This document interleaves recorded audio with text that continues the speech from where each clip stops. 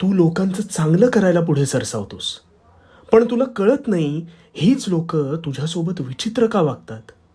मग तू त्या गोष्टीचा मागोवा घेण्याचा प्रयत्न करून अडकून बसतोस आणि स्वतःच्या मनाला लावून घेतोस. आता यावर उपाय शांतपणे ऐक.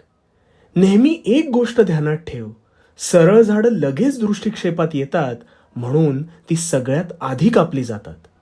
तुझी नियत आणि भावना साफ असली तरी समोरचा ती कोणत्या पद्धतीने घेतो हे सर्वस्वी त्याच्यावरती अवलंबून आहे.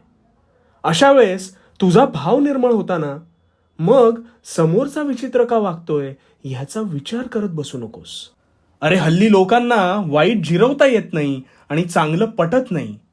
वाळू जितकी घट्ट धरशील तितकी ती हातातून निसटत जाते. लक्षात ठेव, तुला जखम झालेली नसताना तू विचारांनी जखम उत्पन्न करतोस आणि त्यावर उगाचच खेदजनक मलम लावतोस. सोडून दे. त्याला जेव्हा तुझा भाव निर्मळ होता ही परिणिती होईल तेव्हा तोच परत येईल. आला तर ठीक, नाहीतर मृगजळातून तुझी सुटका झाली याचा निश्वास टाक. आणि हो, भिवू नकोस. भिवू नकोस, कारण मी तुझ्या पाठीशी आहे. भिवू नकोस, मी तुझ्या पाठीशी आहे.